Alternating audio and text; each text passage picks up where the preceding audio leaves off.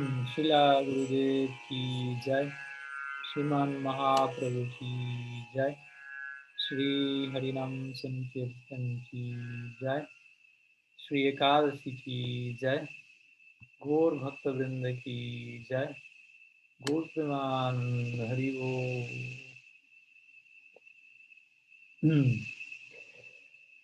Bien, muy buenas tardes a todos desde Costa Rica, al menos buenas tardes de aquí, y muy buenos días, muy buenas noches a cada uno de ustedes, donde quiera que se encuentren el día de hoy.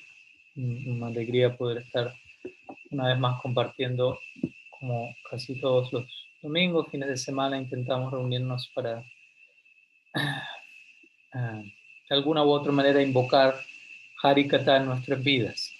Es una práctica fundamental, como ustedes quizás ya saben, y es la definición misma de Sadhu Sangha, que Bhagavan Sri Krishna mismo comparte en uno de los famosos versos del Bhagavad Gita Chaturshloki. Bodhayanta parasparam katayantas chamam nityam tusyanti cha ramanti cha. Básicamente, machita madgata prana. Básicamente habla como Sadhu Sangha tiene que ver con, como dice el dicho, pájaros del mismo plumaje vuelan juntos. Aquellos cuyo interés en común es cómo consagrarnos más y mejor, cómo hacer de nuestra vida y alma una ofrenda a Bhagavan. Naturalmente va a haber cierto magnetismo entre esas personas, se van a atraer mutuamente unas a otras y en su compañía, Bodhayanta Parasparam, se van a iluminar mutuamente. Katayantas Chamam Nityam, dice Krishna, conversando acerca de mí perpetuamente, en todo momento invocando Hari Kata, Krishna Kata, Ananta Kata, los ilimitados tópicos acerca de Sri Hari. Tusyanti Char Manti Char. De esa manera ellos van a obtener gran deleite, van a nutrirse unos a otros y de esta forma ellos pasan su vida, por decirlo así. De esta manera atraviesan su viaje por este mundo, sin ser tocados por este mundo, en la medida en que nos absorbemos en Harikata, como dice el Bhagavatam, Utama Shloka Vartaya, Ayurharati Vai Punshamo Dhyanastan Chayanasam. El sol sale y se pone todos los días y está quitando la vida de todos aquellos que no eligen tomar refugio en Uttama Shloka Vartaya, en tópicos acerca de aquella personalidad que es cuya posición es ensalzada con la poesía más selecta, Bhagavan Sri Krishna.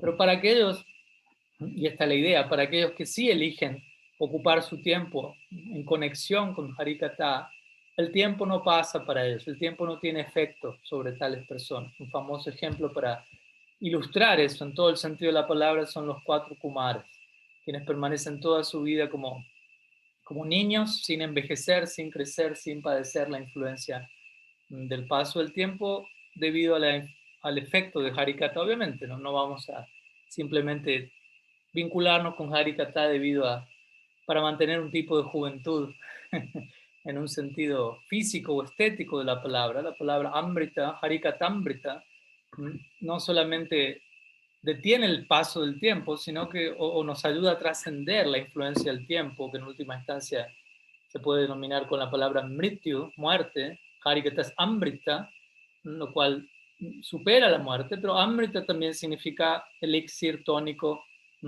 rasayana kata, como diría el Bhagavatam, satam prasangam mamavirya samvido, bhavanti karna rasayana kata. Eso es lo que acontece en satam prasangam, en la asociación sustancial con personas honestas, mama vidya samvido, dice Krishna. Mis glorias son cantadas en semejante asamblea, las cuales son recibidas a través del orificio del oído, Bhavanti Karna Rasayana Kata, pero eventualmente eso va a parar al corazón. Y este Kata es denominado Rasayana, que se refiere a una especie, es un término también ayurvédico que habla de un tónico, de un elixir, dador de vida. En un sentido, Harikata nos lleva por encima de la mortandad, pero nos arroja y nos brinda a otro terreno, nos brinda nueva vida. Entonces, en ese intento estamos aquí, no simplemente, lo digo para siempre mantener el foco de qué tan extraordinarios son nuestros encuentros. No necesariamente por nosotros mismos considerarnos extraordinarios, sino por Harikata. Harikata es lo que vuelve extraordinario no solo estos encuentros, sino cada momento de nuestra vida en donde Harikata se ha invocado. Es la manifestación de Hari mismo, en una de sus tantas formas generosas, extendidas, que llegan a tocar, bendecir, redimir nuestra existencia. Así que muchísimas gracias por darme esta oportunidad y por hacerse presentes para también uno intentar abrirse a ser un instrumento de Harikata, porque en definitiva Harikata no es tan matra, no es un objeto de nuestros sentidos, así como la idea no es un objeto de nuestra vista, el santo nombre no es un objeto de nuestra lengua. Harikata es sonido trascendental, no diferente de Bhagavan mismo, que elige hacerse presente o no, dependiendo qué tan complacido esté con la actitud de cada uno de nosotros, del exponente, de la audiencia.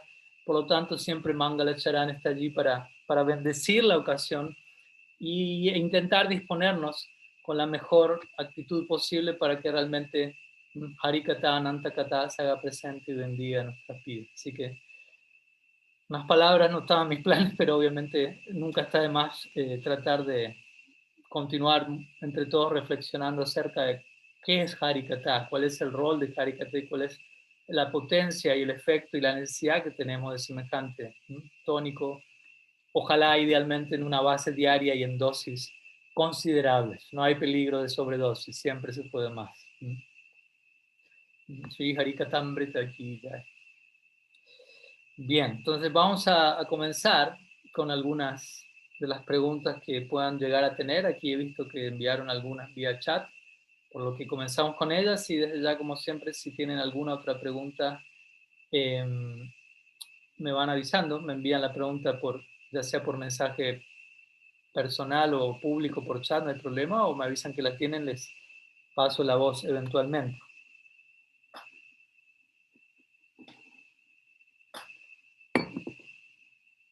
Bien. Entonces, primera pregunta de Braja Hari Das, de Colombia. Dice, respecto a Nam Aparad, ¿cómo lidiar con el canto desatento? Bien, esa es la pregunta. Un tema importante. Y obviamente un tema importante y también es importante saber cómo manejar un tema importante. Porque donde quiera que sabemos, este es un punto importante. Igual de importante es cómo conducirnos en relación a aquello que es importante. Si algo es importante, todo lo relacionado a eso que es importante se vuelve importante para nosotros. Entonces, ¿cómo manejarnos en relación al concepto de Nama Aparad? Y obviamente se puede extender la idea de Aparad a tantas otras esferas. Seva Aparad, Vaishnava Aparad, Guru Aparad, Dhamma Aparad, etc. Pero aquí nos concentramos en esta dirección. Aparad, Nam Aparad, lo cual parece ser un oxímoron, un término que anula al otro. Porque Nam, como sabemos, Abhinatvam Namanami no Nam se refiere a Krishna mismo, y Radha se refiere a Srimati Radharani. Y Aparada significa etimológicamente sin, apa sin Radha. Entonces, Nama Aparada significa Krishna sin Radha. Por lo tanto, uno dice, ¿qué Krishna es ese? ¿Qué queda de Krishna sin Radha, por decirlo de alguna manera? La misma forma de Krishna en que conocemos nosotros, que especialmente tenemos como nuestro foco, toma lugar debido al afecto de Sri Radha, al tipo de amor que ella personifica. Entonces el punto es, si hay Nama parada, hasta un punto está Nama allí. Si Radha no está, hasta un punto está Krishna allí. De la misma manera, si cometemos ofensas del santo nombre, lo cual se traduce como Nama parada, ¿hasta qué punto estamos hablando del nombre? Entonces, cuando hablamos Nama parada, como creo que mencionamos la otra vez, es importante aclarar, no es que el santo nombre por momentos se vuelve menos de lo que es. Cuando uno canta Nama parada, no es que el nombre queda reducido a algo inferior. El nombre es siempre el nombre, es pleno, completo. Nityamukta Purna, Nam Chintamani Krishna, Chaitanya Rasa Vigraha Purna Sudha Nityamukta Vinatam Namanam. Lo es todo, la fuente de rasa, una piedra de toque completo, eternamente liberado, puro, como el sol. Ahora, si sale una nube en el camino, no quiere decir que el sol se volvió menos, simplemente mi perspectiva se ha visto disuelta, si se quiere, o diluida. Pero el sol sigue siendo el sol. De la misma manera, Nam sigue siendo Nam, siempre con todas sus potencias, pero dependiendo cómo yo me acerque a Nam, eso puede generar cierta nebulosidad en el camino, por decirlo así. Entonces, aquí estamos hablando de Nama Parat. Generalmente se suelen invocar 10 ofensas al santo nombre que se encuentran en el Padma Purana. Y en la última de ellas se incluyen una serie de elementos, y una de ellas es el canto desatento.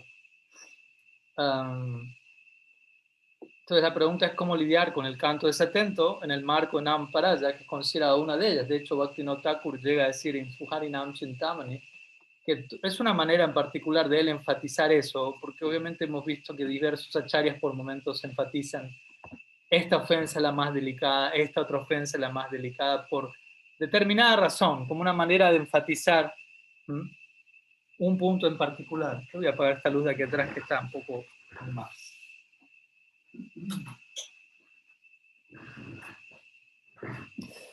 Entonces, en este caso, Bhaktivinoda Thakur menciona, todas las ofensas surgen del canto desatento, una manera especial de llamar nuestra atención en relación a esta ofensa, que es la última que se menciona básicamente, y que por momentos, ¿cómo decirlo? Puede ser tomada a la ligera, quizás, ¿no? Uno puede decir, bueno, me distraje, pero no estoy ofendiendo a los Vaishnavas, no estoy cometiendo las otras ofensas, esta es la última, las primeras 9 no las estoy cometiendo, o algo así, lo que fuere, quién sabe, cada cosa puede pasar, de todo puede pasar. Pero el punto es que el énfasis de Bhaktivinoda Thakur no está de más, no es algo exagerado, y especialmente, yo diría, muy especialmente se aplica a los tiempos que corren hoy en día.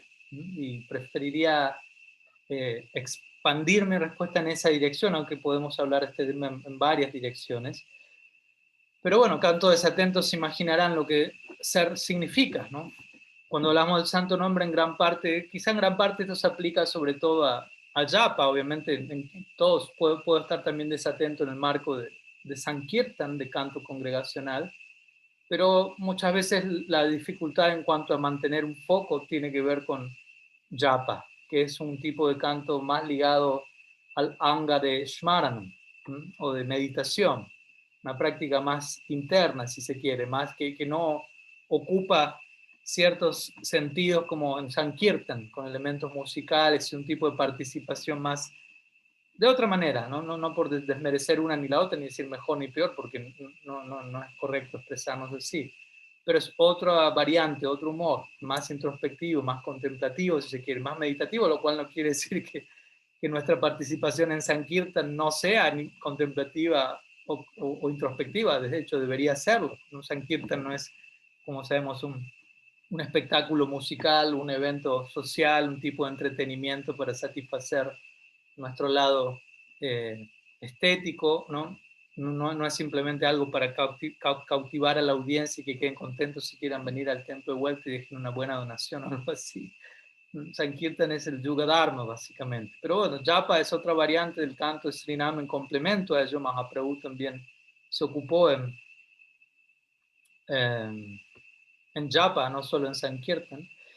Pero tiene más que ver con Smaran, tiene más que ver con una función mental, con enfocar nuestra mente en el canto de Srinam y obviamente siendo honestos en la realidad práctica, por momentos vamos a encontrar que al intentar enfocar nuestra mente en el sonido del santo nombre y tratar de dejar que el santo nombre se revele a nosotros, nos diga lo que nos tenga que decir, nosotros no prestar oposición a ello, no estar proyectando continuamente ideas de lo que debería estar pasando, de lo que debería estar sintiendo, porque muchas veces también nos acercamos al canto con una preconcepción errada, ¿no? Con ciertas expectativas que son producto de una idealización, quién sabe de dónde provienen, no necesariamente de Guru Shastri y Sadhu. Entonces, donde esperamos cierta experiencia mística de algún tipo, cierta revelación en términos de voces, luces, colores, sensaciones, ¿no? Hay personas que generalmente tienden a tomar por algo profundo, espiritual, ese tipo de cosas, no como momentos extraordinarios. Y si eso no ocurre, ellos de alguna u otra manera con el tiempo se desaniman, pero en realidad, como sabemos, la meta de nuestra práctica no es algo así, lo cual se acerca más a siddhi o algún tipo de experiencia paranormal, lo cual obviamente puede ocurrir, pero nada de eso es el síntoma de que estoy haciendo las cosas bien, por decirlo así. Entonces yo diría que por empezar eso, ¿no? Porque también uno puede, ¿cómo decirlo? Estar cantando con un bagaje de expectativas distorsionadas y al cantar y al eso no ocurrir, mi mente se puede inquietar, se puede volver impaciente y naturalmente empieza a irse en otras direcciones porque no está pasando lo que debería estar, lo que creo que debería estar pasando. En lugar de abrirme en el momento presente a lo que quiera, a lo que Srinam quiera contarme en ese momento, a tratar de escuchar el santo nombre, porque como dije hace un rato, el santo nombre no es un tan matra, no es un objeto de nuestro sentido, no es que yo voy a cantar el santo nombre. Yo no debo posicionarme desde ese lado subjetivo. Yo soy el cantautor del santo nombre, el hacedor. ¿No? Eso es Prakriti Kriyamana Nigunai Karmani Sarvasaha Ahankara Vimodatma. Uno va, debido a la influencia del ego falso, Krishna dice en el Gita, uno se considera el hacedor último, el protagonista directo de todo lo que uno hace, pero a la hora de intentar tomar refugio en Srinam, nosotros pasamos a volvernos más un objeto en las manos del super sujeto, si se quiere, Sri Krishna en la forma de su santo nombre. Entonces debemos tener toda esta base filosófica, por un lado, de comprensión de qué es lo que estoy a punto de hacer, para dirigirnos al santo nombre, dirigirnos a la práctica del canto con la actitud correcta, porque si no, como digo, eso puede afectar nuestro canto desatento, pues yo canto con una mala concepción, con expectativas cerradas, y obviamente el resultado que tenía en mente no se da, y mi mente se impacienta y empieza a correr en otras direcciones. Y ahí podemos hablar de canto desatento, una de las variantes porque se da el canto desatento, o como decimos siempre, uno no puede mantenerse haciendo algo en lo que no encuentra propósito. El propósito es el aspecto más importante de nuestra vida. Nosotros podemos ser privados de todo, pero si somos privados de propósito, no podemos seguir adelante en ningún departamento de nuestra existencia. De la misma manera, si estamos cantando y en un punto del canto perdimos el propósito, perdimos de vista por qué estamos haciendo esto, naturalmente la mente no puede continuar haciendo algo sin propósito y por eso se va a ir corriendo en otras direcciones donde va a encontrar propósito.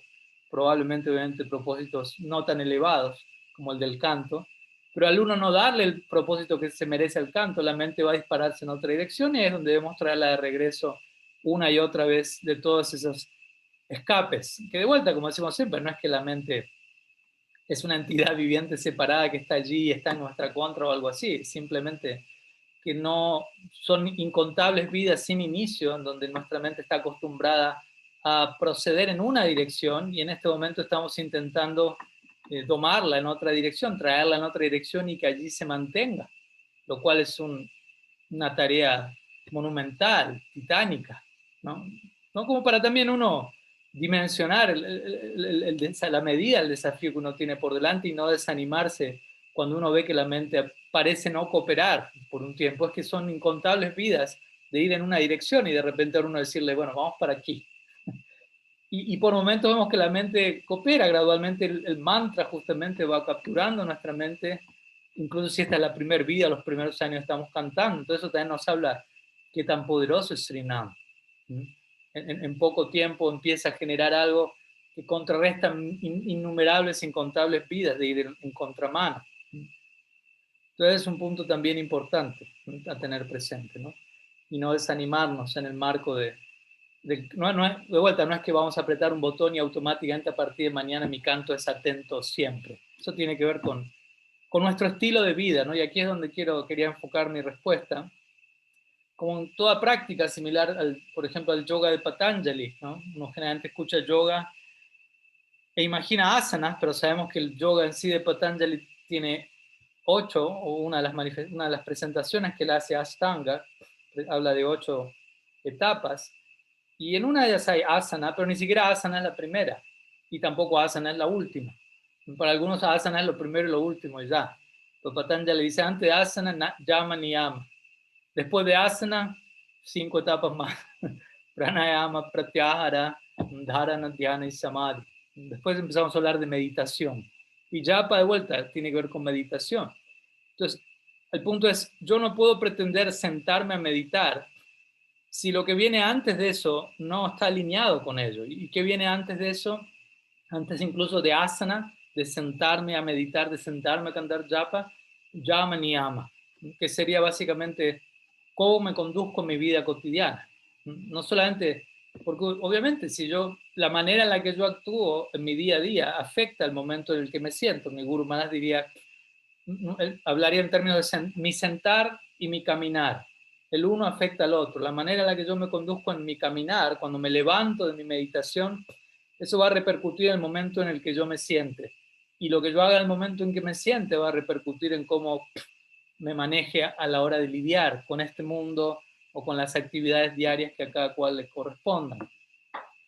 Todo esto es un punto importante. Llama y llama, obviamente no voy a entrar en detalle con cada etapa, pero así vemos que hay varios códigos de conducta, varios elementos que tienen mucho que ver con sattva, estrictamente hablando. Incluso ni siquiera estamos hablando de algo necesariamente trascendental.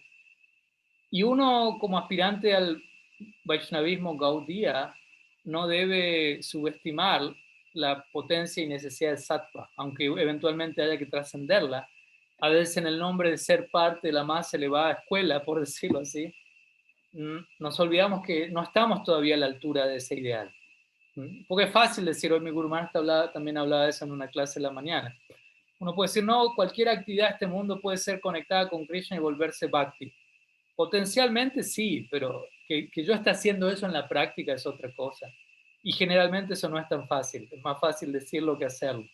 Por lo tanto, uno tiene que ser muy cuidadoso en no abusar de estas expresiones, de no abusar de la potencia del bhakti que sigue estando ahí, pero usar la potencia del bhakti de nombre únicamente, pero en la práctica terminar haciendo otra cosa en el nombre de qué tan potente es el bhakti. Y eso, todo eso generó una gran distorsión en la época de Bhaktivinoda Thakur, Prabhupada Bhaktisiddhanta, donde varios así llamados renunciantes, en el nombre del bhakti ser tan potente, ellos se ocupaban en toda una serie de actividades inmorales, considerando el único pecado que un Vaishnava puede cometer es Vaishnava Parad. Todo lo demás, Bhakti lo limpia. Y eso los llevaba a incurrir en actividades pecaminosas confiando en la potencia del santo nombre, lo cual es una de las 10 ofensas a evitar. Entonces, de manera sutil podemos caer en eso también. Podemos confiarnos excesivamente, por decirlo así, sin verdadera confianza, sin verdadera fe, y descansar y ser perezosos. Dice, no, Bhakti es potente, Mahaprabhu muy misericordioso, y nosotros no estar haciendo lo mejor de nuestra parte que podría ser hecho y debería. Y eso lleva muchas veces también al canto desatento. ¿A qué me refiero con esto? Y hoy dije, esto se aplica especialmente a los tiempos que corren. Vivimos en una era hoy dominada las últimas décadas por ejemplo, las redes sociales, ¿no? La tecnología ya viene dominando las tendencias mundiales de la era industrial, pero más puntualmente, específicamente hablando de tecnología, refirámonos a redes sociales, ¿no? Y es muy importante dimensionar cómo la influencia de las redes sociales, qué tanto yo estoy utilizando las redes sociales o qué tanto las redes sociales me están utilizando a mí, básicamente. Porque de vuelta, en el nombre del Bhakti, yo puedo decir, no, todo al servicio de Krishna, Instagram al servicio de Krishna, Twitter al servicio de Krishna, WhatsApp al servicio de Krishna. Potencialmente todo está para ser utilizado al servicio de Krishna. ¿Estamos de acuerdo? Todo es un Shakti de Bhagavan, toda energía tiene su sustento en el energético último, y si somos debidamente adiestrados, pero hay que tener un adiestramiento, hay que tener una disciplina personal para ser capaces de conectarlo todo al servicio de Krishna, para mantener esa visión, ese foco, esa integridad, esa pureza de propósito. Por fuera lo podemos decir y puede volverse ¿cómo decirlo? Un discurso evasivo en donde quedo cubierto ante la comunidad Gaudiya diciéndolo y aparentemente lo estoy haciendo, pero el tema con las redes sociales es que es algo muy privado en donde prácticamente nadie sabe cómo yo me manejo con ese mundo, solamente yo. Y yo puedo decir eso al resto y convencerlos, pero de allí a lo que está aconteciendo en el día a día es algo muy diferente. Y a lo que voy con esto es, ¿Por qué enfatizo este punto? Porque algo que genera las redes sociales es distracción. Y aquí estamos hablando de canto desatento. Entonces, en gran parte, la pregunta es cómo lidiar con el canto desatento. Un buen énfasis que yo haría es prestando atención a cómo me manejo con las redes sociales. No, porque es un paradigma de los tiempos. Quizás, obviamente, en la época de Bhaktivinoda Thakur, él diría incluso el canto desatento es terriblemente dañino, pero él lo decía desde otro lugar. Y hoy en día diríamos lo mismo que Bhaktivinoda Thakur dijo, pero con un mayor énfasis aún, porque estamos rodeados de estímulos que bombardean nuestra mente en cualquier tipo de dirección excepto Krishna Nam, ¿no? Y especialmente, ¿no? Con redes sociales es muy importante conocer en detalle, ¿no? Yo personalmente incluso les recomendaría que puedan tomarse el tiempo de estudiar algunos, ya sea libros o documentales, hay bastante material al respecto disponible, donde se describe los efectos que básicamente Internet, las redes sociales tienen en nuestro cerebro, cómo alteran el funcionamiento de nuestra psiquis en una dirección en particular, obviamente sin que nos demos cuenta, hasta el punto de que básicamente luego perdemos toda capacidad de concentración profunda en una dirección en particular y más bien nos mantenemos haciendo muchas cosas al mismo tiempo, todas de forma superficial. Porque obviamente eso es lo que de alguna manera en gran parte se busca, o incluso si no se buscaba, es lo que se generó a través de un fenómeno como este. Uno pierde la capacidad de ser introspectivo, de ser contemplativo, de ser profundo, y uno se acostumbra a la velocidad excesiva, a la dinámica de información, a la sobrecarga de, de estímulos que genera una red social, en donde la mente no puede, se acostumbra, se apega, o sea, ese es el formato de la mente, se acostumbra a algo y desarrolla un patrón de conducta en relación a eso, y en donde después de un determinado momento ya necesita un nuevo estímulo, como ustedes saben. El celular tiene que vibrar cada tantos segundos, un mensaje tiene que llegar, una novedad tiene que haber ahí, algo tiene que estar pasando. Uno, sin darse cuenta subliminalmente, se acostumbra a esa dinámica de distracción, básicamente, en donde continuamente nuestro, nuestro flujo interno se ve interrumpido, nuestro foco se ve interrumpido. Hace, me acuerdo, un año leí una serie de libros al respecto interesantes, uno llamaba Minimalismo Digital y el otro en inglés, The Shallows, no sé qué nombre le habrán puesto al español, Las Profundidades, o quién sabe cómo, y el subtítulo decía, ¿qué es lo que Internet le está haciendo a nuestro cerebro? Y son básicamente estudios científicos, académicos, que muestran con hechos los efectos, ¿no? Del antes y el después de generaciones que viven en términos de ello. Obviamente con esto no estoy diciendo volvamos a la era neolítica y cancelemos todo, estamos justamente utilizando redes sociales en este mismísimo instante. Pero de vuelta, hay un punto medio, ese punto medio no es tan fácil, es fácil hablar de un punto medio, es fácil memorizar un discurso heroico, por decirlo así, de mártir, pero otra cosa es vivirlo de manera interna, personal, sin necesidad incluso de hacérselo saber a otros y alinearnos cada vez más con nuestros ideales. Entonces, digo esto porque en la medida, y yo creo que uno puede hacer ese experimento, tratar de regular, si uno sabe que su uso de las redes sociales es excesivo o que podría de alguna manera regularse en cierta medida, en una medida que a uno le resulte sostenible desde ya, no neurótica, no que haya una excesiva, un excesivo vipralambo, una excesiva separación, abstinencia de eso, pero reducirla en cierta medida, no sé, por una semana y uno hacer un experimento de cómo uno observa su propia capacidad de concentración y foco habiendo ajustado eso. Estoy seguro que uno va a encontrar que puede cantar de manera más atenta. Y obviamente, el canto atento no solamente tiene que ver con regular nuestro uso de redes sociales, obviamente también puedo usar las redes sociales para nutrir mi canto y eso es parte de la regulación de las redes sociales. No es que dejar de usarlas, simplemente para qué la estoy usando. Y allí esa pregunta nos la tenemos que responder cada uno de nosotros de manera íntima, privada, personal, no hace falta ser un evento público de eso. Entonces, también eso, qué estímulos yo estoy incorporando sobre una base diaria para que mi canto se vea nutrido, inspirado. Y el resto es una cuestión de gradualmente ir purificando nuestro corazón. Cheto Darpana Marjana, Mahaprabhu mismo lo dice en su Sikshastram, ¿no? Al comienzo hay que limpiar el polvo del espejo del corazón, de otra manera, Durdaiva Midrishami Hajinina Anurag.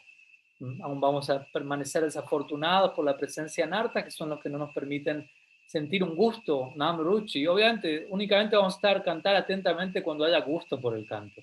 Yo no puedo absorber mi mente en algo por lo que no tengo gusto.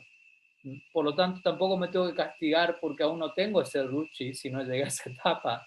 Pero sí tengo que entender qué debo hacer para acercarme a esa etapa. Y es lo que estamos hablando aquí. Regular mi conducta diaria, incorporar cada vez más elementos positivos, favorables, buena asociación, debido harikata, regular mi conducta personal interna y mantenerme practicando, humildemente orando, y cada vez que mi mente se va, que yo fallo, que eso incremente mi humildad, que eso incremente mi necesidad de misericordia y mayor refugio. Y todo eso puesto combinado debidamente y multiplicado por días, semanas, años, sin duda alguna van a generar un cambio, van a generar un mayor gusto por el santo nombre, y en la medida que hay gusto, hay atención, por lo que donde tengo gusto, ahí mi mente se enfoca. La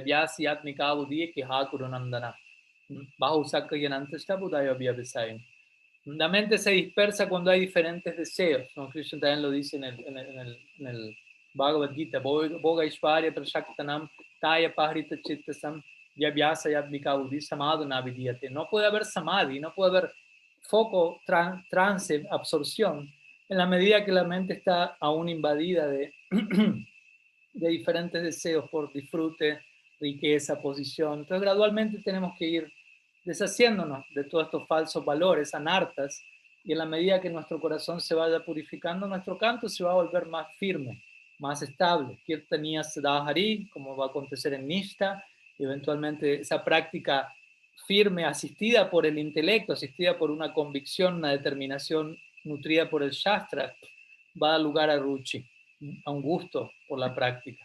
Y en el marco de todo eso, obviamente, la desatención, la inatención se va retirando más y más.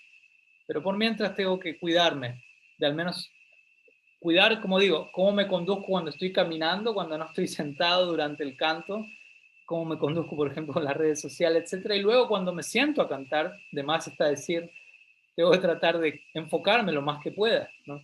Porque si ya de por sí intento enfocar en mi mente, se va. ¿Qué decir si al mismo tiempo estoy cantando, estoy revisando mi celular, estoy leyendo, estoy haciendo japa social, estoy haciendo tres cosas al mismo tiempo mientras canto? Todo eso está dañando, o sea, mi proyecto de canto atento, ¿no? Cantar atentamente idealmente significa no hacer otra cosa aparte de cantar. Eso es lo que el Shastra recomienda. Incluso en el Hari Bhakti Vilas Sanatana Goswami hasta llega a hablar fuertemente que uno ni siquiera debería moverse mientras uno canta, ni siquiera debería caminar, dice él, porque ya uno está haciendo algo más, que de alguna u otra manera puede estar distrayéndolo a uno. Obviamente podemos hacer algún ajuste ahí, pero también a veces en el nombre de caminar o salir a caminar, uno termina más caminando que cantando, uno termina más contemplando el paisaje que contemplando el paisaje interno que Srinam nos intenta dar. O uno puede sentir, no, yo estaba sentado cantando y mi mente iba para mis lados, pero ahora que salí a caminar estoy más tranquilo.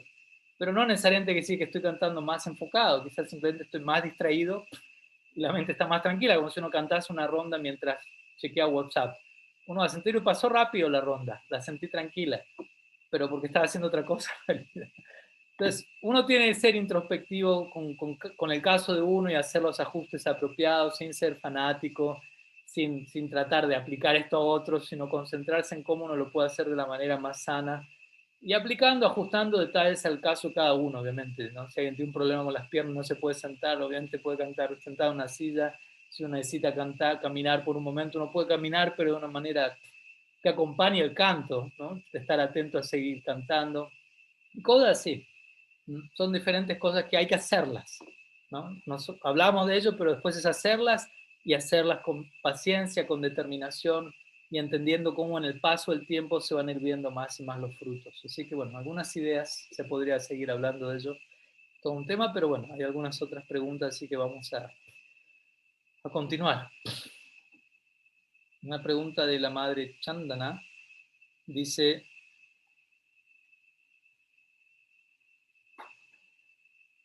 los universos se rigen, sé que los universos se rigen bajo las diferentes clases sociales. ¿Hay en el mundo espiritual clases sociales o no? Pues entiendo que allá todos son conscientes de Krishna.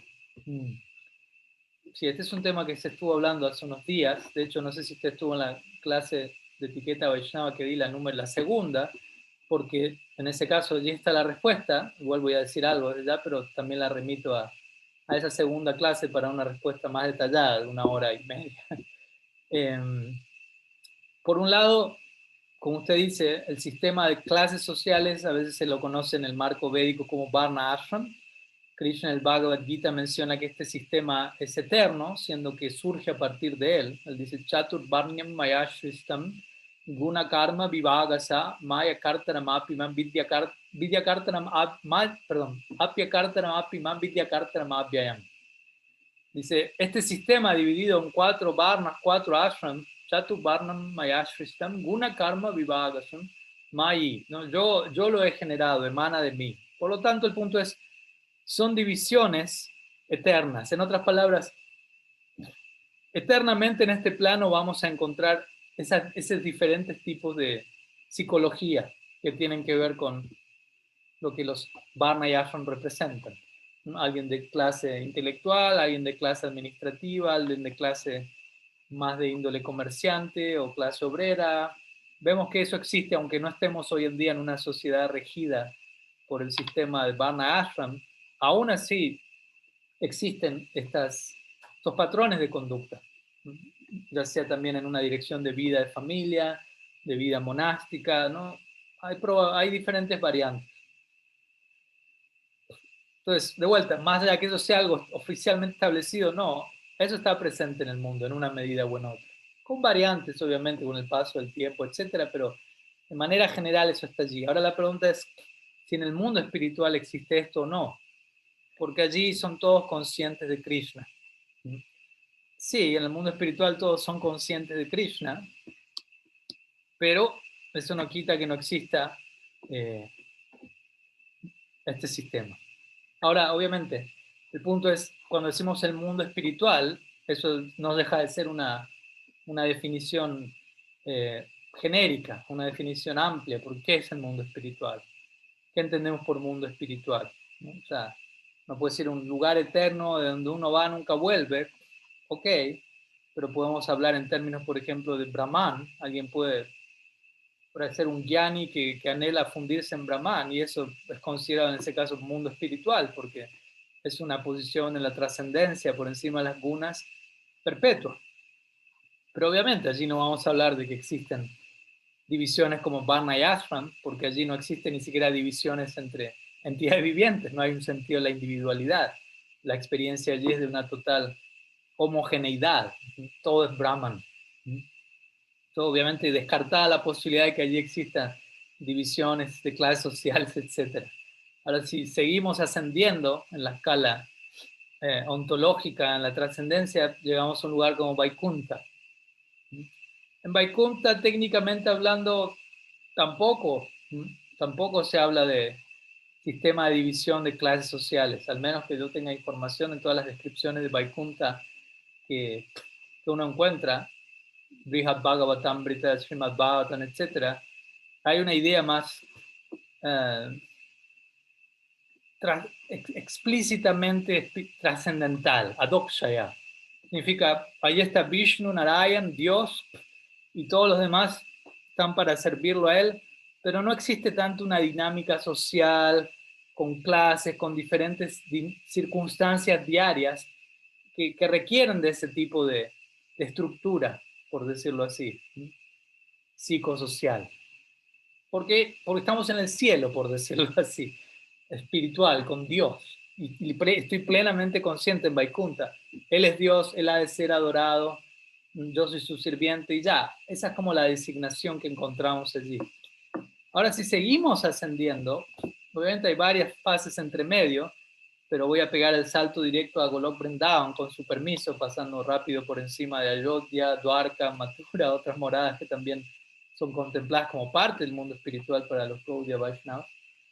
Pero me imagino un poco la pregunta va para allí porque dice son conscientes de Krishna. Entonces puntualmente hablamos de la meta central del Gaudiya Vaishnavismo en Golok Vrindavan, con Braja Krishna.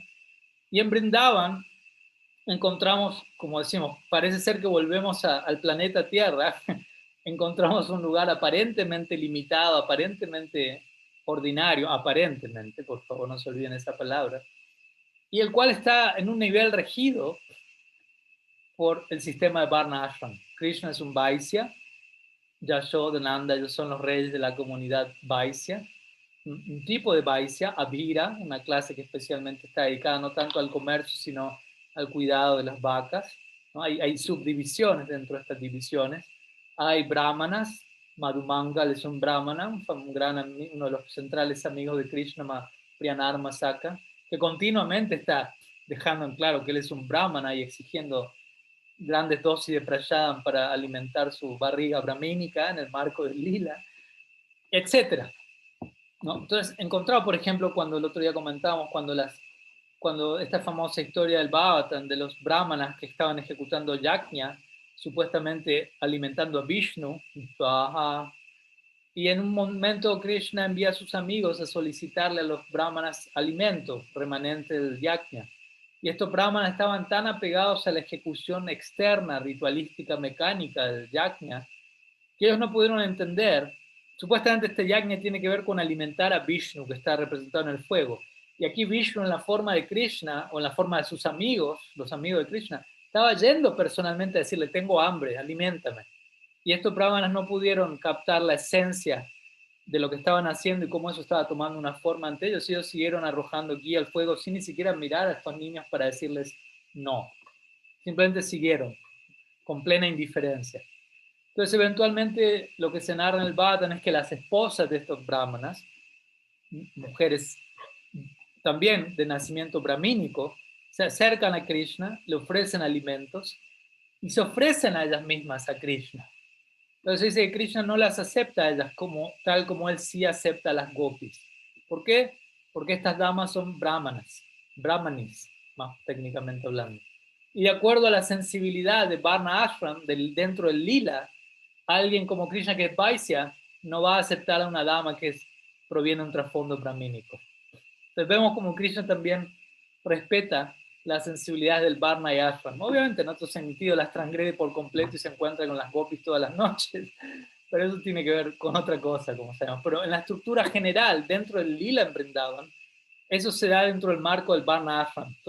Y lo mismo se extiende al Gaura Lila, al Nityanadu, que es la segunda variante central del mundo espiritual para los Gaudiya Vaishnavas. Allí Mahaprabhu, él nace en familia brahmana, de hecho nuestra proyección en Nityanadu es como brahmana Kishore, como niños brahmanas, entonces ya se da esa designación incluso incluyendo nuestro rol social dentro del lila, pero de vuelta, todo eso sirve para nutrir la dinámica del lila, no es algo en donde uno está excesivamente apegado, porque Krishna el Bhagavad Gita dice, al comienzo le dice a Krishna, sigue el Dharma, cumple con Varna Ashram, pero la conclusión del Gita es Sarva Dharma, para que ya abandona todo Varna y Ashram. Pero eso no quiere decir deja de actuar en determinadas circunstancias, simplemente no estés apegado excesivamente a eso, que eso simplemente facilite tu bhakti, que no sea un obstáculo, sino un elemento facilitador. Entonces eso es lo que va a acontecer en el lila. Quienes sean brahmanas van a cumplir un rol que nutre el lila, quienes sean vaisya van a cumplir un rol que nutre el lila, quienes sean kshatriyas y así sucesivamente. Cada rol está allí, toda la estructura social del lila está allí para nutrir el incremento del prem, del rasa, de la experiencia allí. Entonces, es interesante porque, vuelta, en un plano más inferior uno puede decir, no, Varna y Ashram y todos los detalles culturales que uno a veces ve relacionados al Gaudiya Vaishnavismo, uno puede decir, no, eso es propio de India, propio de un país, nosotros somos occidentales, son otras sensibilidades, es algo relativo, no es algo importante. O en un comienzo uno más bien puede tomar todos esos detalles culturales y absolutizarlos y reproducirlos e imitarlos de manera superficial sin entenderlos, ¿no? Pensando que solamente porque como picante estoy más cerca de Krishna porque es algo más hindú o lo que fuera. Entonces, obviamente, ese primer nivel de seguimiento de estos elementos culturales es más propio de alguien neófito, un kanishta. Quizás alguien madhyam, alguien intermedio va a decir, no, esos son detalles, elementos culturales, hay que separar eso de la esencia y uno tiene que ajustarse también a detalles culturales, sensibilidades en las que uno haya nacido y que la naturaleza de uno requieran, para estar más balanceado, para ocuparse en Bhakti, etc. Y hay lugar para todo eso.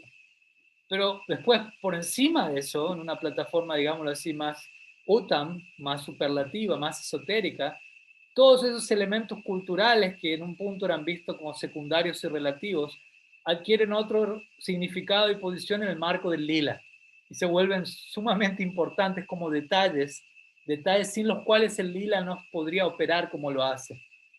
Entonces, vemos cómo interesantemente el nivel de importancia o proporción de estas cosas va mutando de acuerdo a nuestra visión, ¿no? En un comienzo uno tiene una visión, como digo, más literal, copy-paste, luego hay una visión más interpretativa y luego hay una visión esotérica, ¿no? Esos tres niveles de visión se dan no solo con detalles culturales, sino con nuestra interpretación del Shastra, con nuestra manera de relacionarnos con los sadhus, con todo lo que pasa a nuestro alrededor, podemos generalmente, por resumirlo a tres niveles, contemplarlo de ese lugar, literal, externo, inmediato, interpretativo, derivativo o esotérico, ya ligado directamente al lila.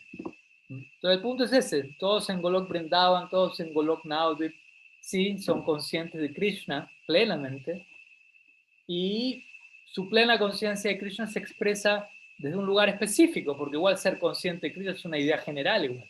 Decir amar a Krishna sigue siendo algo abstracto. ¿Qué amor por Krishna? ¿Y por qué Krishna? ¿Por qué tipo de Krishna de vuelta?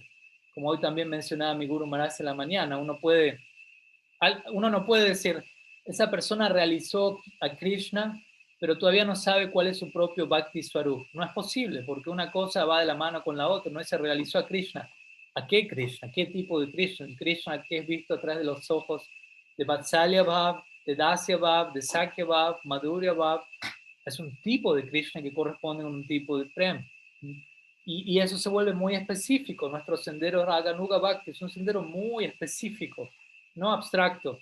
Brahman es hiper abstracto, no hay nadie allí. Vaikunta es más específico, pero sigue siendo algo muy genérico, no hay elementos culturales, etc. Pero en la medida que vamos ascendiendo y entrando en última instancia a Vrindavan, ahí vemos, hay tantos detalles, tantos elementos culturales, tantas cosas con las cuales debemos familiarizarnos antes de entrar allí. Por eso Vishwanath Chakravarti Thakur menciona en el Raga Varma Chandrika este punto ya al cierre de su obra, ¿no? Que para uno entrar a Golok Vrindavan, al Aprakat Lila, primero uno tiene que nacer en Gokul, en el Prakat Lila, del vientre de una gopi, y desde el primer día estar recibiendo Bhakti Samskaras de los Nitya Parshads de Bhagavan en Vrindavan y familiarizándose con todo lo que implica Vrindavan y nacer en Vrindavan, todos los elementos culturales del lila, social, la dinámica social del lila. Si uno estudia el Asta Kaliya Lila, la dinámica óctuple del lila de Krishna, y vemos que hay miles de elementos que tienen que ver con estos códigos sociales, pero que todos ellos están allí únicamente para incrementar la experiencia del Bhakti Rasa. Entonces cumplen otro propósito. Entonces espero que sume un poco la respuesta, ayude a aclarar la idea. Y bueno, vamos a continuar. Siguen habiendo algunas preguntas aquí, veremos si llegamos a todas. Una próxima pregunta es de Govinda Mohini. La madre de Govinda Mohini pregunta: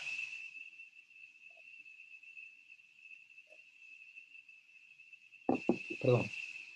La práctica de Swavishta Bhava Sambandhi se recomienda como uno de los angis cantar el Gopal Mantra. Quisiera saber si podría profundizar más al respecto.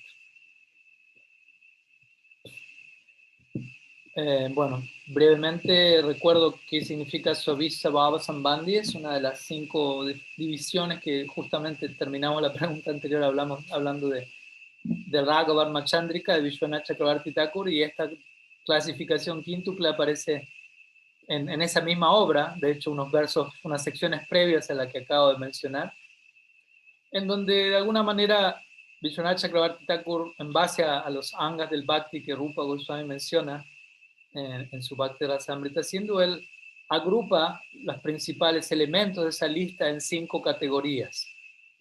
No vamos a ir en detalle: Swavishta Bhava Mai, Swavishta Bhava Sambandhi, Swavishta Bhava Anukul, Swavishta Bhava Avirud, Swavishta Bhava Virud, etc. Algunos que son opuestos, algunos son neutrales, algunos son favorables, algunos que están saturados del humor deseado y algunos están relacionados al humor deseado. Eso significa que Suavista Bhava Sambandhi. Sambandhi significa relacionado a, Bhava significa Bhava, el humor, y Swa Avista. Avista significa deseo y Swa es propio de uno. Entonces, relacionado al humor deseado por uno. Entonces, diferentes prácticas que tienen una conexión. Y hay subdivisión de Suavista Bhava Sambandhi, Upadana Karana, Nimitta Karana, pero bueno, no nos vamos a ir para allí. Más detalles pueden estudiar nuestra serie de clases Raga Varma Chandrika que la dimos hace unos meses. Y una de las prácticas que allí menciona y en la cual se explaya con cierto detalle Vishwanath Chakravarti Thakur es el canto del Gopal Mantra. Y bueno, si se puede profundizar un poco al respecto.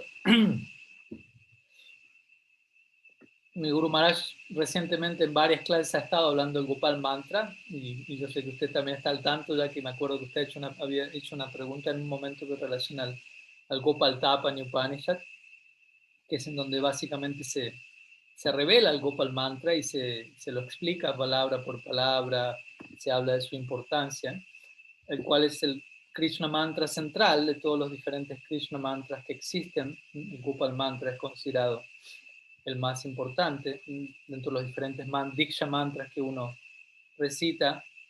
Gopal Mantra es de importancia central, de hecho en ciertas líneas únicamente se da el Gopal Mantra, dependiendo del linaje al que uno pertenezca puede haber otros mantras, pero el Gopal Mantra siempre está allí.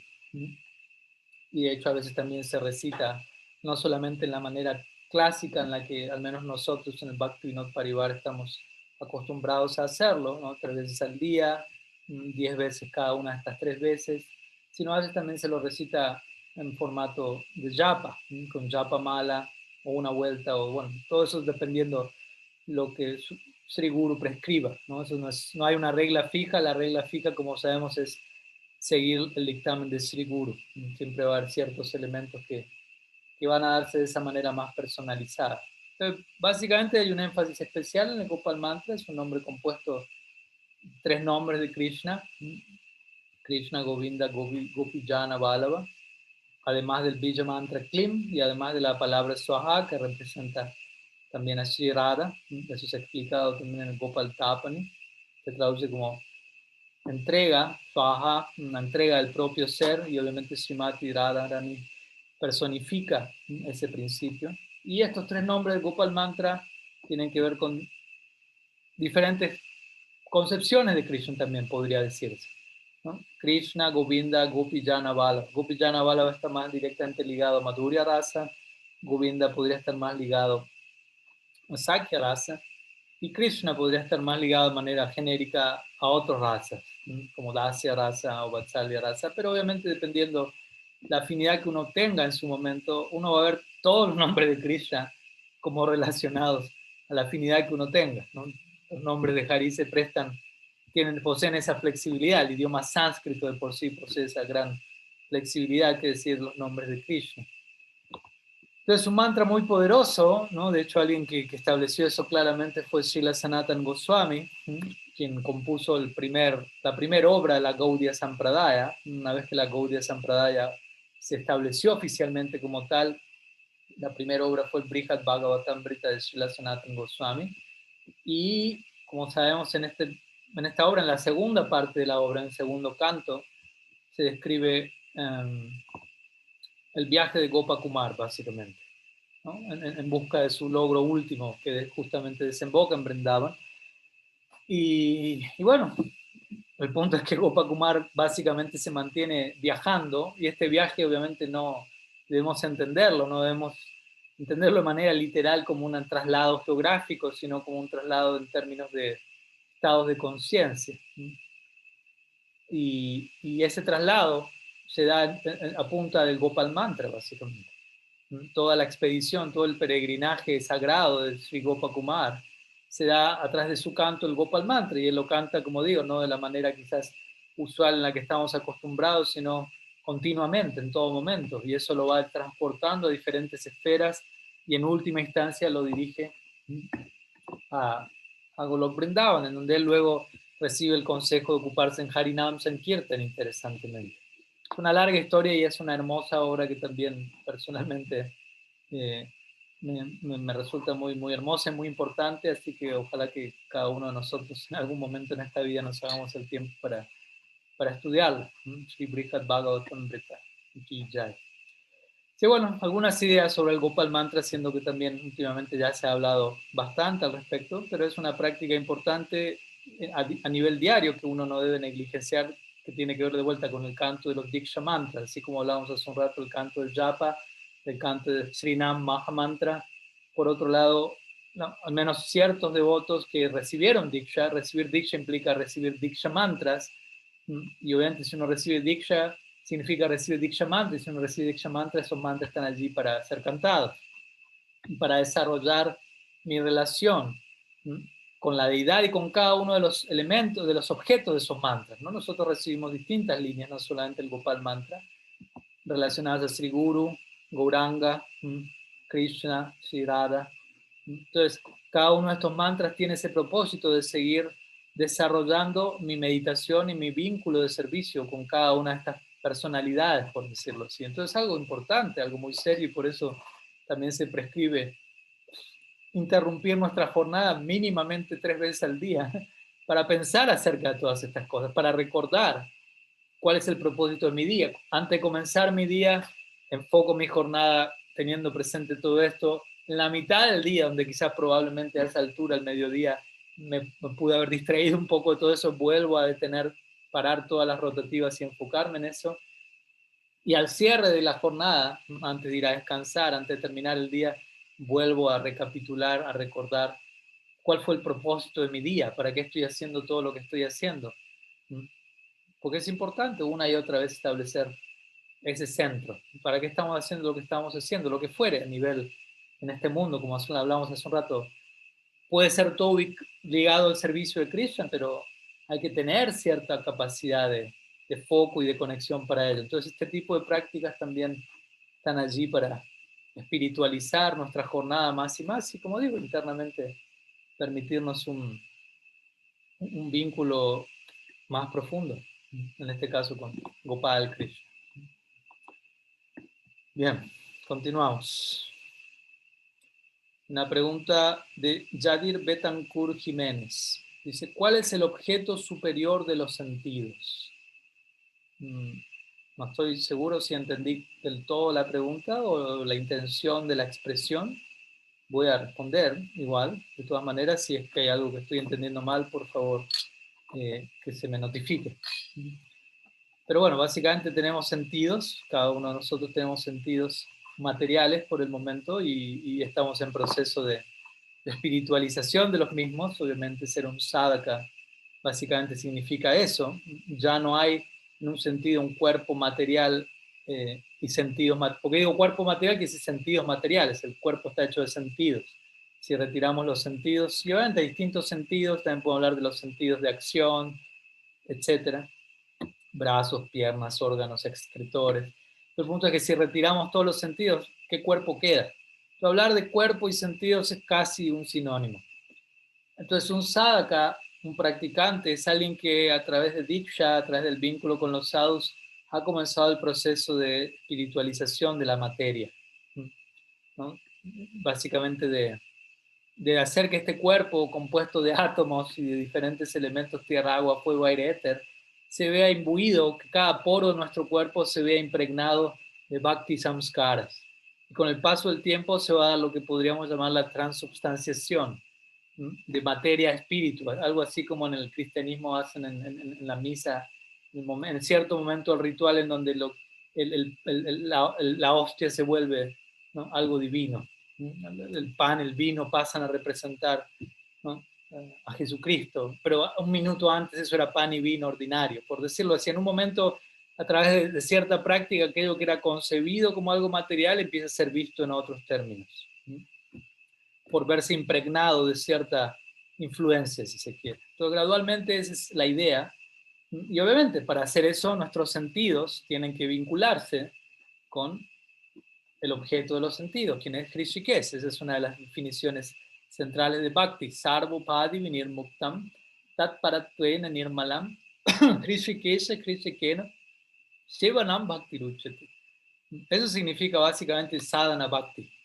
Sadhana bhakti significa ocupar nuestros sentidos al servicio del amo de los sentidos. Únicamente, idealmente, que nuestros sentidos estén allí para dar satisfacción a los sentidos de Krishna. Eso es la definición final de Prem, en última instancia también. Krishna Andriya Priti Chadare Primanam Advendriya Pritibam Chatare Balikam.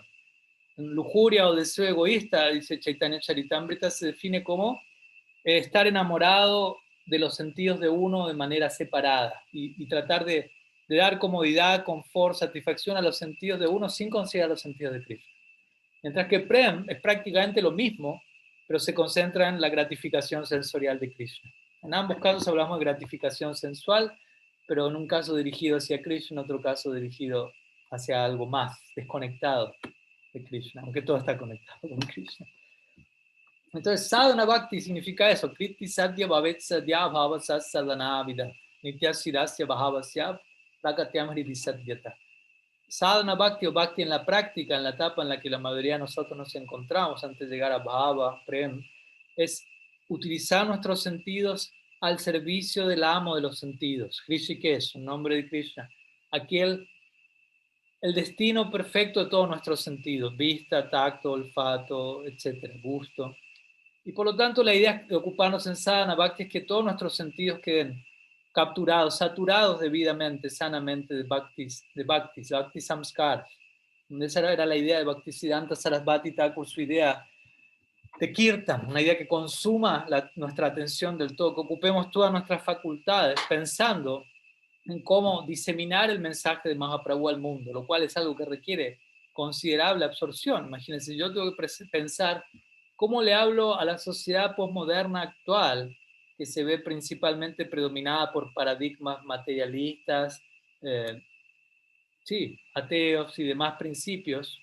¿Cómo les llego a presentar de una manera atractiva y creíble el concepto de Krishna en Vrindavan? Obviamente no lo puedo hacer de un solo golpe. Entonces, ¿qué pasos tengo que tomar para que eso termine dándose de manera satisfactoria? Uno tiene que consumir su facultad racional e intelectual e incluso sensorial desde un lugar u otro para ver cómo presentamos eso, cómo uso mis sentidos para apoyar esa campaña, para servir eso, de una forma u otra, cada cual con su naturaleza, pero la idea es, trata de que todos tus sentidos queden absortos, embebidos. Y de vuelta, esto no es algo forzado, no es algo, no debería serlo, obviamente, uno puede ser disfuncional a la hora de intentar hacer esto, pero es importante que naturalmente sepamos que el potencial está allí, o sea, el potencial de nuestros sentidos, el potencial último es que cada uno de ellos va a reposar a los pies de Krishna, por decirlo así, al servicio de Guru y Vaishnava. Ese potencial existe ahí. Todos nuestros sentidos pueden ser perfectamente dirigidos y esa es la perfección del hecho de tener sentidos. Y Krishna tiene la capacidad de recibir eso. Entonces, existe el potencial de parte de él de recibir todo eso y existe el potencial de parte nuestra de entregar todo eso.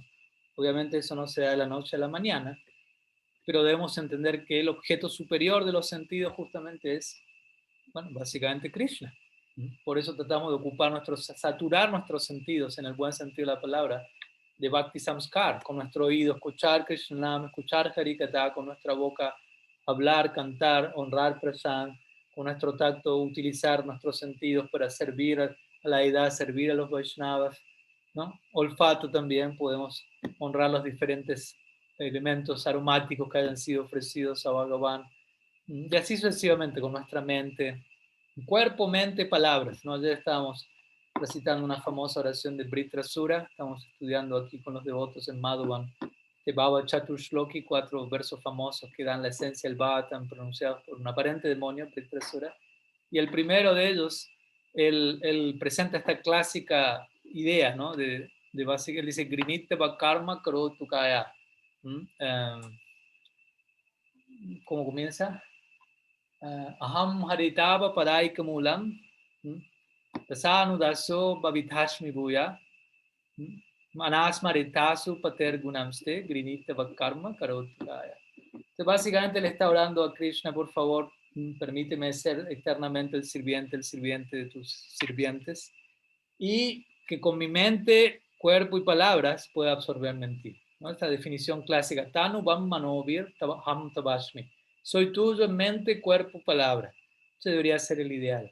No solamente nuestros sentidos, la mente se considera el sexto sentido, entonces ahí queda todo incluido. O decimos mente, cuerpo, palabra. Palabra implica lengua, lengua es el sentido muchas veces definido como el más difícil de controlar, y en un sentido incluye a todos los demás sentidos, por lo tanto, por ser el más extraordinario. Entonces, palabra, ¿no? Cuerpo, el resto de los sentidos, brazos, piernas, sentido de acción, y mente, a veces conocido como el sexto sentido. Como una absorción integral, idealmente una ofrenda completa. Samarpayami. No queremos ofrecernos por completo. Dikshakale, Bhaktakale, Atma Samarpana. Queremos hacer una ofrenda totalmente abarcativa de nuestro ser. Y de vuelta, tratamos de estar alineados en ese sentido, como decíamos ayer. Lo que yo hablo, que sea lo que yo pienso. Lo que yo pienso, lo hablo. Y lo que yo hablo, lo hago. Que no haya distorsión en esa secuencia, que no haya interrupción. Si yo estoy pensando algo, trato de ser lo más transparente posible y no tengo nada que ocultar, lo voy a hablar. Lo puedo compartir sin problema. Y eso que yo digo, que salió de mi boca hacia afuera, me comprometo a sostenerlo en acto. Prachar, achar. De vuelta, el objeto perfecto de todo eso es Sri Hari, y obviamente la agencia que lo representa también es Guru Vaishnavas, por lo tanto podemos extender ese panteón, por decirlo así, denominarlo como el objeto superior de nuestros sentidos. Entonces, todos nuestros sentidos están no para explotar, no para succionar deleite del medio ambiente, sino que nuestros sentidos están para proporcionar, ¿no? Esa es la manera correcta de concebir para qué tengo sentidos. No tengo sentidos para arrasar, para emprender una campaña imperialista, conquistadora de todo lo que se cruza en mi camino y succionar y disfrutar egoístamente. No, mis sentidos están para proporcionar placer. Es una idea revolucionaria para la mayoría, quizás. ¿Para qué tengo sentidos? No para tratar de satisfacerlos separadamente. ¿Por qué? Por empezar, porque eso no es posible. Aunque lo podamos intentar, creo que ya lo hemos hecho lo suficiente y hemos concluido no hay forma, no hay verdadero punto de desembocadura satisfactorio ahí. Entonces, no están hechos para eso los sentidos. Así deberíamos llegar a realizaciones internas. Conclusión, mi lengua no está hecho para que trate de gratificarla al máximo de lo posible con tal comida y tal comida. Cada vez que lo intento, nunca termina de funcionar. Siempre termina en algo insatisfactorio. Voy a tratar de encontrarle un propósito superior a mi lengua. Honrar los remanentes de Bhagavan desde un lado debidamente honrado. Para cantar el nombre de Hari, etc. No para hablar prayalpa, no para hablar chisme. Entonces siempre tenemos que replantearnos la función de cada uno de nuestros sentidos, la manera en la que supimos ocuparlos de manera desvirtuada y la manera en la que debemos intentar gradualmente, ¿no?, ir redirigiéndolo. Y ese es el potencial del bhakti, el potencial de Krishna como el objeto del bhakti, de que todo eso, toda esa gran cantidad, ese cúmulo de impulsos pueden ser conectados debidamente, canalizados, ocupados, purificados y en última instancia de vuelta espiritualizados, o sea, a través de esos mismos sentidos espiritualizados, esos sentidos más que ser un obstáculo se vuelven facilitadores para brindar una mayor satisfacción al objeto de nuestro afecto. Entonces no tenemos nada en contra de este cuerpo ni nada en contra de estos sentidos, más bien debemos simplemente reorientar nuestro acercamiento a todo ello.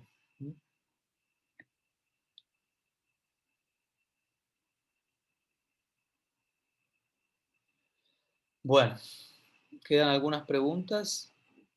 Alguien está preguntando, Martín está preguntando Rishikesh. No, Rishikesh es una ciudad en India.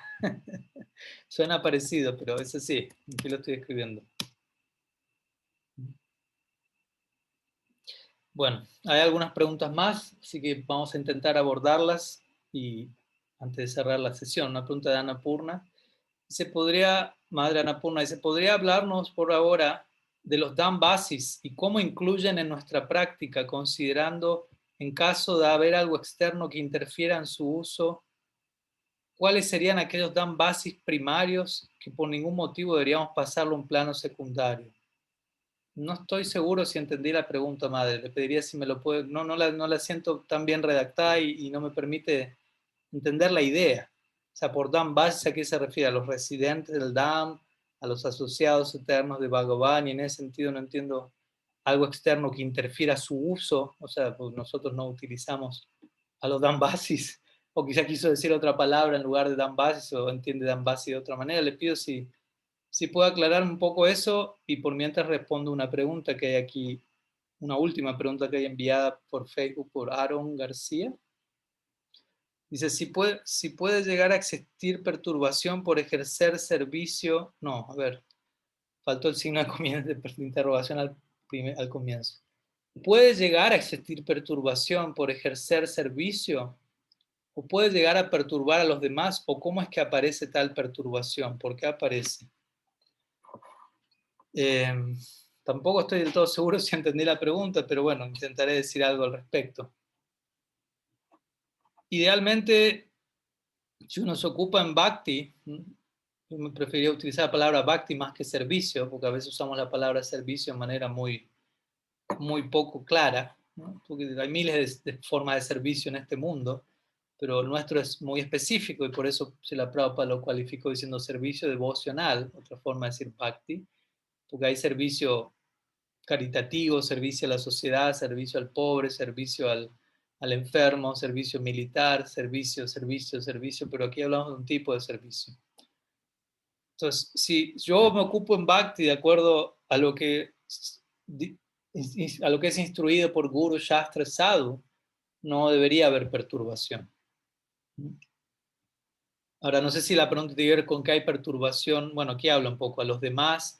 Bueno, hay muchos casos, hay miles de probabilidades en las que uno podría analizar esta pregunta y no hay obviamente tiempo para tanto, pero por ejemplo, alguien puede estar practicando debidamente Bhakti y alguna otra persona se puede perturbar porque no entiende lo que uno está haciendo, ¿no? Simplemente ese es un nivel de perturbación, o porque uno está siendo muy impositivo y fanático en su propia práctica y no está siendo muy compasivo y considerado con el tiempo que el otro necesita para entender lo que uno está haciendo, o otra persona puede quedar perturbada por envidia, ¿no? Alguien puede estar practicando de manera honesta, sincera, y muchas bendiciones pueden llegar a la vida de uno, y alguien, por otro lado, también puede estar practicando en cierto nivel, pero también la envidia puede ser prominente y esa persona puede ser incapaz de tolerar el éxito de los demás, por decirlo así. Entonces, otra razón, no es que hay, lo que digo con esto es, no hay un solo escenario, no hay una sola posibilidad, ¿no? Si hay perturbaciones por esto,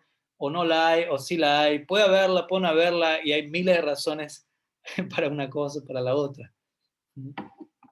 Algo que me viene a la mente es un verso muy famoso de Brahma Yamala, que Srila Rupa Goswami suele citar continuamente, y nuestros acharyas en general, que es Shruti Smriti Puranadi Pancharatra Vidimbina Aikantiki Harer Bhaktir Utpatayaiva Kalpate.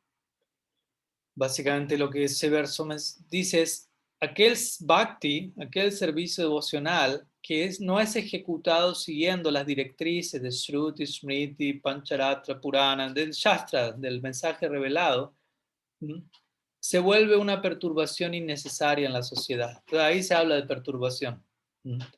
Y interesantemente se lo menciona en el contexto de ocuparse en servicio, como decíamos, o servicio devocional, pero sin prestar atención a lo que dicen las escrituras. Entonces, más bien, ocuparse en Bhakti con una idea propia de qué es eso, con una idea un tanto ficticia, con una idea, llamémoslo así, especulada o independiente, ¿no? Con mi propia interpretación de los hechos, qué es Bhakti, qué es Krishna, qué es esto, ¿no?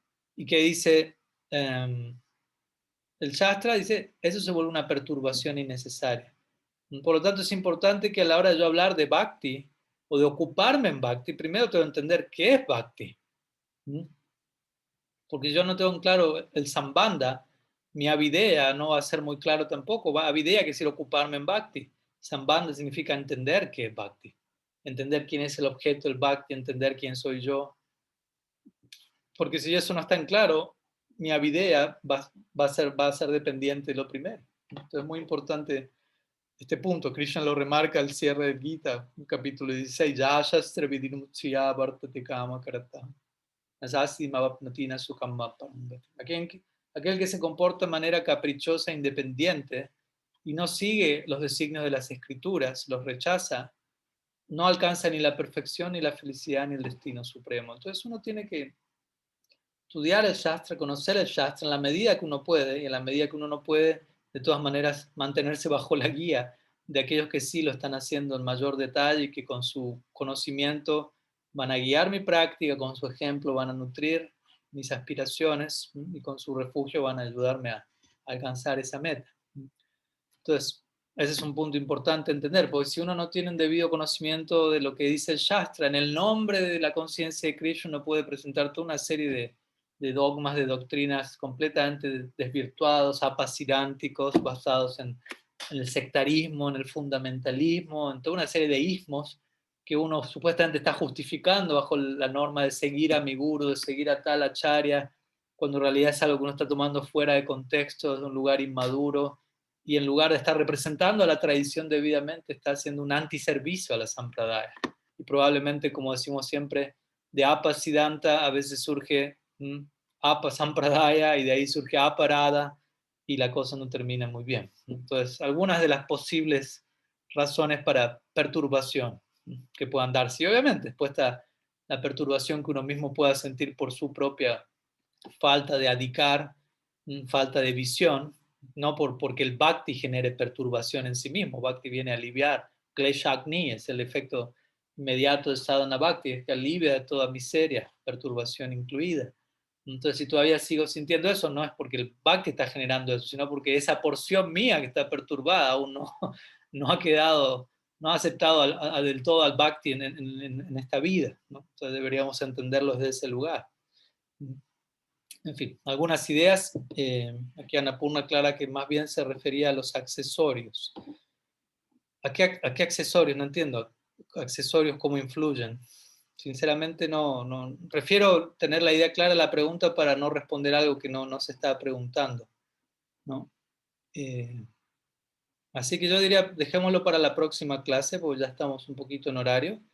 Le pido a la madre Annapurna si por favor puede redactar la pregunta más claramente, más en detalle, como para que yo también, con mi escasa capacidad de comprensión, la pueda entender mejor y pueda dar la respuesta más clara, más satisfactoria posible. Así que si quiere le pido a la madre lo pueda redactar y me la reservamos para la semana que viene. Podemos comenzar con esa pregunta y obviamente si hay algunas otras preguntas que queden pendientes las dejamos para también el próximo domingo.